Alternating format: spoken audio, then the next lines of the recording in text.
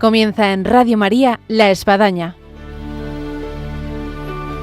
un programa dirigido por el Padre Arturo Díaz desde el Monasterio de la Encarnación en Ávila.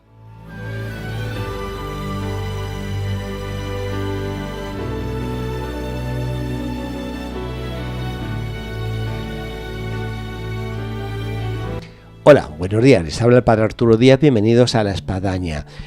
Esta vez no es último viernes de mes, pero sí tenemos la obra y vida de San Juan de la Cruz con María Ángeles Álvarez, en razón de que Radio María ofrece en este tiempo de Cuaresma y ya tocando la Semana Santa ejercicios espirituales. Por eso adelantamos esta nuestra espadaña de la vida y obra de San Juan de la Cruz, en razón de no perdernos los capítulos que tanto nos están llevando a gustar y conocer la figura de San Juan de la Cruz. Bienvenidos a este programa y ahora comenzamos.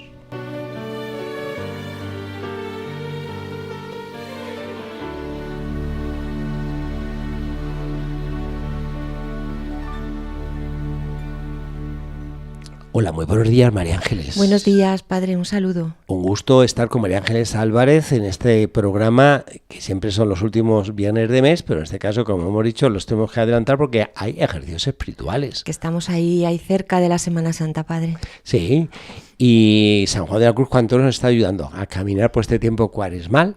Habíamos dejado a San Juan de la Cruz en medio de un capítulo que habían tenido en Valladolid. Y ahora pues toca otro capítulo, que va a ser un capítulo pues muy decisivo, el capítulo que se va a tener en Madrid en 1588. Sí, porque como hemos estado viendo estos capítulos y vamos conociendo al santo, el pobre tenía, a la vez de toda su labor pastoral y todo lo que nos va enseñando con su experiencia y con todo lo que nos dicen las fuentes, pues también estaba en un momento dentro de la orden muy complejo, muy complicado, se estaba todo reconfigurando capítulo tras capítulo. Uh-huh. Y entonces es un momento muy convulso y entonces vamos a irlo relatando porque esto va a tener luego mucha importancia a la hora de saber los años finales de San Juan de la Cruz y todo lo que vamos a ir contando de su vida. Pero cómo, ahora que estamos en esta época cuaresmal, penitencial, padre, cómo la vida nos va llevando por estos dos caminos, aquellas cosas que nos gusta hacer, que nos conmueve el alma, que vemos que el Señor nos llama y que podemos hacer, en este caso San Juan, predicar, fundar, atender espiritualmente a tantas personas, y por otro lado todo lo que los acontecimientos te van llevando y cómo tienes que vivirlos, no te queda otra. En este caso lo complicadísimo de una orden que estaba poco a poco fraguándose y que estaba haciendo su verdadera armazón desde un punto de vista legal, ¿no? Hay que considerar, para que nuestros oyentes, tal vez algunos entren en la sintonía, cómo Santa Teresa lleva la reforma, se va haciendo una reforma también en los hombres. Dependen de la orden a la cual pertenecían, que es el Carmelo observante o calzado, y poco a poco pues se va fraccionando lo que se constituye como provincia de esta orden, que pues al final constituye una nueva orden, y en ese nacimiento estamos, María Ángeles. En ese momento, sí. Este capítulo, que se había convocado justo el año 1587 en Valladolid, pues fue seguido por otro capítulo al año siguiente. ¿Y por qué? No decimos, bueno, un año solo. Bueno, porque el padre Nicolás Doria lo había convocado, ya que llevaba un año trabajando para conseguir que sus propuestas de nuevo gobierno prosperara, y había llegado, como comentamos, ¿no?, a recurrir a Roma, y consiguió que el Papa Sixto V sacara un breve aprobando su idea el 25 de noviembre del año 1587. En este breve se acuerda que los descalzos puedan elegir a un vicario general en el próximo capítulo provincial, que estamos viendo, y que cuente además con 6 consejeros que le ayuden en la congregación. El capítulo de Madrid comenzó el 19 de junio de este año que decimos 1588. Y bueno, ¿qué hizo el padre Doria? Bueno, hemos visto, ya comentamos en el programa anterior, las desavenencias que tenía con el padre Gracián, ¿no? Sí. Vamos a ver un poco cómo continúa toda esta historia tan dura y tan difícil entre estos dos padres. Pues envió a buscar al padre Gracián y mandó al padre Agustín de los Reyes, y le tomó una declaración jurada sobre las acusaciones que se presentaban contra él. Y Gracián, que estaba en Úbeda en este momento, en una reciente fundación. Y cuando le comentaron las acusaciones, que ya hablamos en el programa anterior sobre lo que se le había acusado a él, pues él se defiende y explica todo sin morderse la lengua. Y dice lo que hay de verdad y lo que hay de falsedad. Y entonces en este momento él critica el modo de comportarse del padre Doria y le viene un poco a acusar de ser muy apasionado y parcial, y explica realmente las razones. Doria pues envió a Gracián una especie de sentencia, mandándole que esto iba conforme a las normas de la orden. En lo relativo a la comida, hablaba de la abstinencia; en lo relativo al vestido, hablaba de la modestia; y en lo relativo a la cama, hablaba de la mansedumbre. Es decir, le va dando como una serie de toques sobre su forma de comportarse y su forma como de organizar la orden, tocando cosas que, como vamos a ver, a él, lógicamente, al padre Gracián le duele mucho, ¿no? Pues que le digan todas estas cosas, ¿no? Sobre la abstinencia, la modestia, la mansedumbre. Dice, por ejemplo, esto de y estar en casa y visitar a las hermanas con recato, que aunque se tengan sus visitas por buenas, la provincia no quiere se frecuenten tan a menudo, sino conforme a la ley, porque no se introduzca esto en ella y sea causa de algún inconveniente en los tiempos venideros. Es decir, las relaciones que tenía el padre Gracián con algunas de las monjas de los conventos de Santa Teresa, como vimos en el programa, ¿no? Y que todo esto, él decía que había que frenarlo, y por tanto dice que se frenen las visitas y que no quiere que los frailes vayan tan a menudo a visitar a las monjas, ¿no? Intenta un poco, padre, hacer como tierras separadas, ¿no? Como en la guerra. Unos a un lado y otros a otro, y él por medio, con todas las reformas que quiere poner. Y es curioso cómo nos dice el padre José Vicente Rodríguez en su estudio, que ya sabemos que es una maravilla, ¿no? Que seguimos tanto, que se conservan bastantes cartas de personas que conocían muy bien a Gracián y que le defendieron de tales acusaciones, ¿no? Y que estas personas llamaban calumnias a todo esto que se decía sobre el padre Gracián. El 15 de marzo de 1588, pues Gracián recibe una carta del padre Ambrosio Mariano que le pide que venga a Madrid, aunque sin permiso del padre Doria. También recibe una carta de su madre, doña Juana de Antisco, y de otras personas que le piden que venga a Madrid. Es decir, le dicen, venga usted para acá, que esto se está poniendo complicado, aunque no había sido el padre Doria el que lo había mandado. Incluso su madre estaba diciendo, todo esto se está confabulando contra mi hijo y es mejor siempre que él pueda defenderse en persona. Pero Gracián no se fía, no sea que esto le venga a acarrear otra pena o otra que sería una causa de desobediencia. Pero el día 1 de abril, Doria le da permiso para venir a Madrid con muchas limitaciones. Esto no podía estar más de 6 días y llega a la capital, y una vez que llega escribe una declaración en la que se arrepiente de sus faltas y posibles errores, reconociendo la importancia de la observancia. Se muestra dispuesto a renunciar a su voz y al cargo de provincial en México. Y Gracián no escribió este texto, parece ser que se lo pusieron y más o menos por obediencia se lo mandaron firmar, y en ese momento él lo único que hizo fue tachar un renuncio y poner en su lugar renunciaré, si la obediencia me lo mandara. Sí. ¿No? Bueno, como vemos, es todo un panorama muy complejo. El 11 de mayo sale una sentencia contra él en el cual le privan de voz activa y pasiva y le exoneran del cargo de vicario provincial de México, pero le dicen que se vaya a México como uno más. Es decir, bueno, váyanse de una vez, ¿no?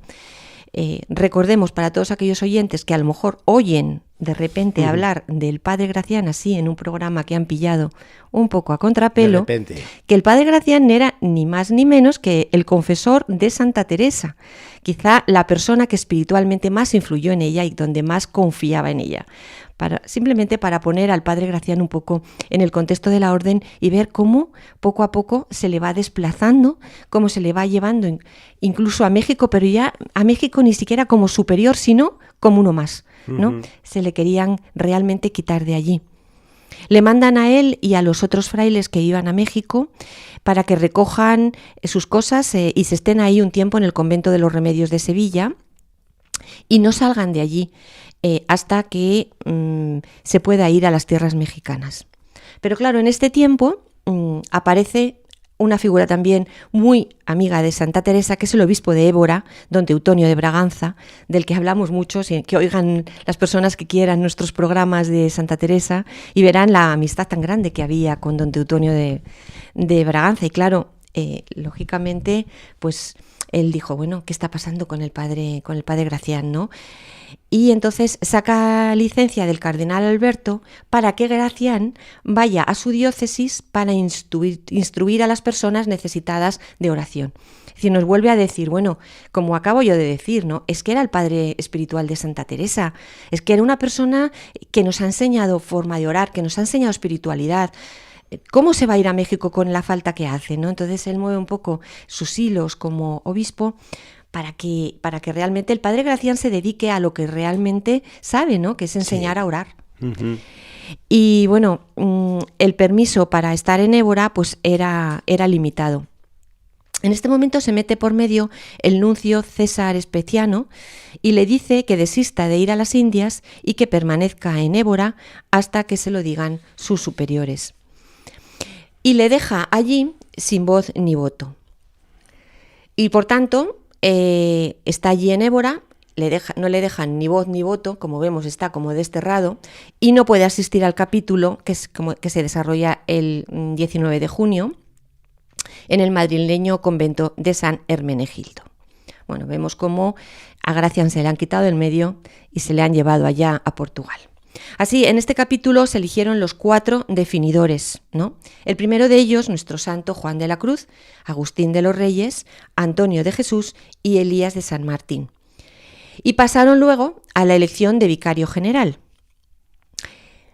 Unos de los cuantos allí presentes preguntaron directamente por qué no estaba el padre Gracián, y ya que él era provincial de México y por tanto como provincial de México tenía derecho a asistir.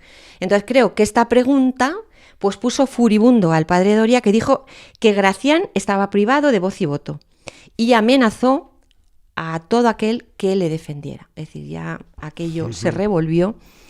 A algunos los echó del capítulo y a otros hasta los metió en la cárcel conventual. O sea, ya la furia de este león que hemos dicho algunas veces, que es así como los investigadores le llaman algunas veces, ¿no? A este padre Doria, Nicolás ¿no? Doria. Bueno, pues hizo que se tuvieran que callar y algunos de ellos fueran a la cárcel. Y prohibió bajo pena de excomunión hablar del asunto hasta después de hechas las elecciones. Se produjo la elección y salió elegido el padre Doria con solo 32 votos de los 58 votantes. Dice el padre José Vicente Rodríguez que si hubiera estado allí el padre Gracián, hubiera sacado muchísimos menos votos, ¿no? Y que incluso hubiera cuestionado toda esta elección, es decir, hubiera dicho las cosas claramente. Lo cierto es que, bueno, esta elección también, como vemos, está muy presionada a los que estaban allí, pues porque habían visto lo que les pasaba a los que se movían en la foto y cómo iban, pues, o excomulgados, o a la cárcel conventual, bueno, o señalados. 2 carmelitas descalzos dirigieron una carta a la emperatriz doña María de Austria para que se la entregara a su hermano el rey Felipe II, en la que hablaban de la elección irregular del vicario general carmelita. Como vemos, estas cosas de la orden descalza ya llegan incluso a Palacio, ¿no? Sí. Porque realmente todo se estaba viendo como muy irregular. Pues sabiendo que el rey Felipe II tenía mano en el asunto. Y había sido tan cercano a nuestra Teresa. santa. Se eligieron 6 conciliarios, siendo el primero el padre Antonio de Jesús y el tercero San Juan de la Cruz, siendo también definidores. Y se dividió todo en 5 provincias. La primera de San Elías, que sería Castilla la Vieja; la segunda de Espíritu Santo, que es Castilla la Nueva; la tercera, Ángel de la Guarda, que es Andalucía; cuarta, San Felipe en Portugal; y quinta, San José en la Corona de Aragón. Y sorprendentemente, al día siguiente de ser elegido, Doria le pide a Gracián que venga a Madrid. Y dice, en la carta en la que le dice que venga a Madrid, dice, para que como nuestro compañero ayude en la religión. Y bueno, yo me imagino que por dentro él estaría diciendo, es mejor tenerlo en casa. Es mejor calmar todo esto, porque hasta el rey le ha llegado la noticia. Vamos a traer aquí al padre Gracián a ver si entre todos conseguimos amortiguar esto. Las monjas de nuestra Madre Teresa se alegran, y así lo leemos en una carta de Ana de Jesús Lovera, priora de las Descalzas de Madrid, a María de San Jerónimo en San José de Ávila.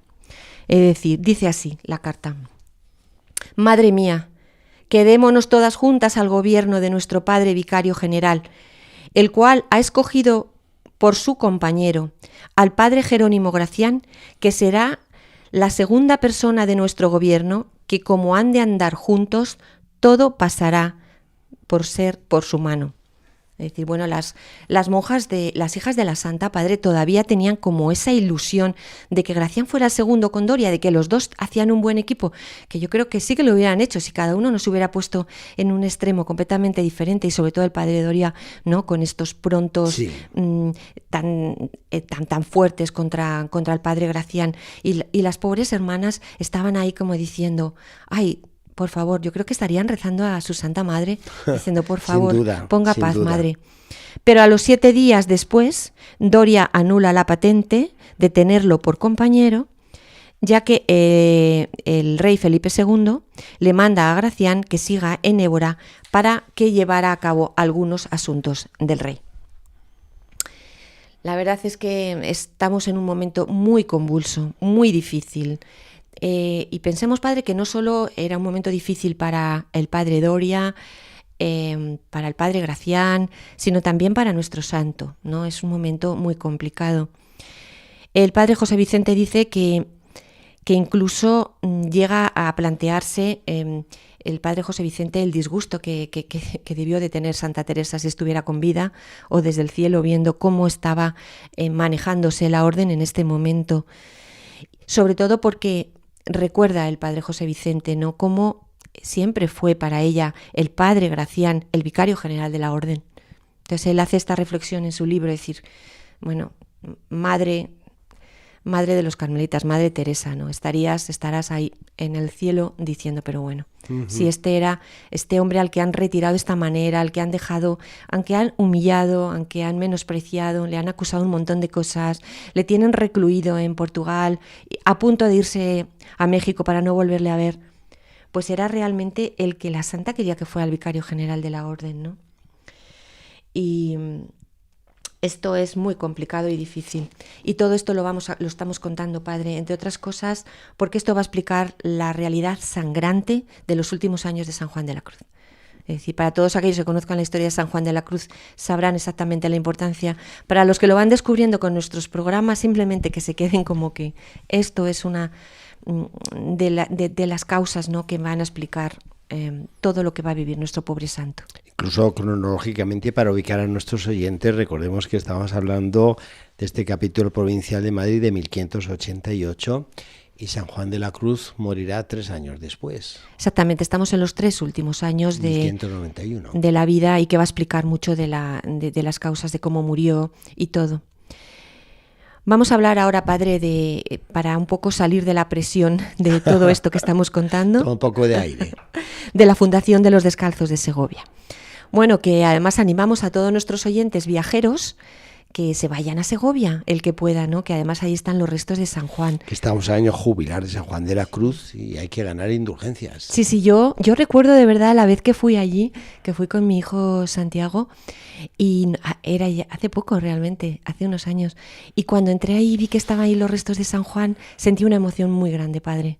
Creo que es un sitio muy especial para todos los que leemos, queremos, veneramos al santo. Si alguien ha estado, hay que recordar que los carmelitas han hecho un trabajo maravilloso del sepulcro y lo han dejado impecable. Está precioso, es un sitio para irse allí tranquilamente, además el sitio es muy bonito y el enclave es precioso, y todos los que quieran tener un encuentro con San Juan, pues que se vayan allí a rezar o simplemente que se lleven alguna de sus obras allí a leerla tranquilamente. Sí. Y van a disfrutar mucho. ¿De qué año estamos hablando? La fundación se concebió en el 6 de agosto de 1586 a petición de don Juan de Orozco y Covarrubias, arcediano de Cuéllar. Ya vemos que desde que se pide, ¿no?, hasta que todo esto va rodando, pues siempre en todas las fundaciones, tanto de Teresa como de Juan, ¿no?, siempre lleva un ritmo. Se encargó la fundación al vicario provincial de Castilla, que era Gregorio Nacianeno, y bueno, en primer lugar no fue fácil encontrar la casa, ¿no? Al final encontraron una, está junto a la ermita de la Fuencisla, y comprando un viejo convento fundado por los trinitarios. Este se llamaba el convento de Nuestra Señora María de Rocamadour. Luego después lo habitaron unos franciscanos descalzos entre 1579 y 1580. Bueno, ¿cómo era este lugar? Que a pesar de haber sido habitado durante tanto tiempo, pues nos cuentan las crónicas que era un lugar insalubre, húmedo y malsano. Bueno, esto es lo que compramos. Ya sabemos que esto también es un poco como uno de los adjetivos, sí, o de las características de las fundaciones carmelitas, tanto de Santa Teresa como de San Juan. ¿Quién compra esto? Bueno, pues lo compra una señora que iba a ser muy importante en la vida de San Juan, que es doña Ana de Peñalosa, de la que ya hemos hablado, y lo compra por 400 ducados que lo pagó al contado. Tomaron posesión del convento el 3 de junio de 1586 y colocaron el Santísimo el 13 de julio. Bueno, aunque San Juan no estuvo presente en este momento de la inauguración y la bendición de este convento, él fue realmente el artífice moral. ¿Por qué? Bueno, pues porque fue el que convenció a su hija, doña Ana de Peñalosa, que fundase un convento de descalzos en Segovia, ¿no? Y su marido, el marido de doña Ana, que recordemos que en este momento era viuda, pues había dejado en su testamento que se pudiera fundar una obra pía. Y lo que decía en el testamento pues era una expresión así como en términos muy genéricos, ¿no? Como que se pudiera hacer algo como muy general. En principio se pensó en un hospital, pero doña Ana y uno de sus sobrinos, Luis del Mercado y Peñalosa, optaron por hacer un convento carmelita. A raíz del capítulo de 1588, Segovia se estableció como sede de consulta de la orden y, por tanto, se consideraba que era un lugar que estaba cercano a la corte, pero que estaba alejado del bullicio de la corte y, por tanto, tenía un lugar importante. Y, por tanto, vinieron a residir a Segovia el padre vicario general y los 6 definidores, consultores, y, como hemos dicho hace un momento, pues entre ellos estaba nuestro padre San Juan, que era el primero. Y, por tanto, va a estar aquí 3 años, ¿no? De 1588 a 1591.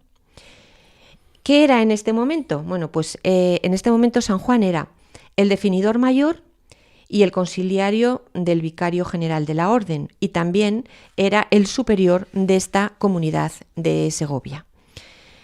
Bueno, en los meses de la inauguración, que ya llegó allí San Juan, pues doña Ana se dedicó un poco a la decoración y al ornamento de todo aquello. Algo que ya sabemos que antes hacía Santa Teresa, que era algo que la encantaba, Y en este caso, este papel lo puso doña Ana. Se apareció cargada de cruces, candeleros, incenciarios de plata, cálices, ternos de damasco, imágenes de San José, misales, imágenes del niño, ¿no? Ya sabemos que para San Juan no tenía ni mucha importancia todas estas cosas. Él hubiera puesto una calavera, un par de huesos, una imagen de Cristo recortada de un sitio con un clavo, y con eso una cruz hecha de ramas. De abeto. Eso le daba a él mucha devoción, pero no era la devoción popular, y no es mucha devoción popular, ¿no? Que nos gusta mucho también las imágenes, y por tanto doña Ana llevó todo esto. Pero cuando lo llevó, estaba allí San Juan, y San Juan lo recibió con gusto. O sea, en ningún momento, aunque San Juan nos hable y nos habla mucho de esto en la subida al Monte Carmelo, ¿no? Que nos dice esto de buscar siempre lo más sencillo y lo menos pompa de ornamento, él recibió con gusto todo aquello que le había dado doña Ana. Y bueno, pues esto nos desmiente un poco esta imagen de que era un padre lejano de todo el boato del culto. Muy bien, María Ángeles, pues nos vamos a ir con muchas ganas a que después de la Semana Santa, que sea nuestro próximo programa de la vida y obra, en ese último viernes de mes de abril ya, podamos pues continuar con este inicio de esta apertura de puerta de lo que supuso la Fundación de Segovia y que tanta repercusión ha tenido al punto de que ahí se encuentra en nuestro santo.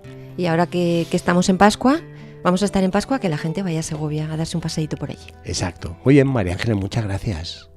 En una noche oscura, con ansias en amores inflamadas,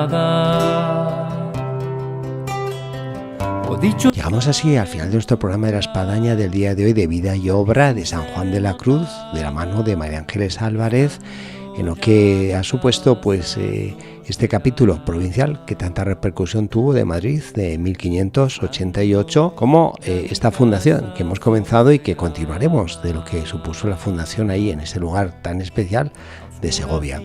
Les deseamos una Semana Santa, nunca mejor dicho, muy santa, y hasta nuestro próximo programa aquí de La Espadaña, que será pues después de Semana Santa. Hasta entonces.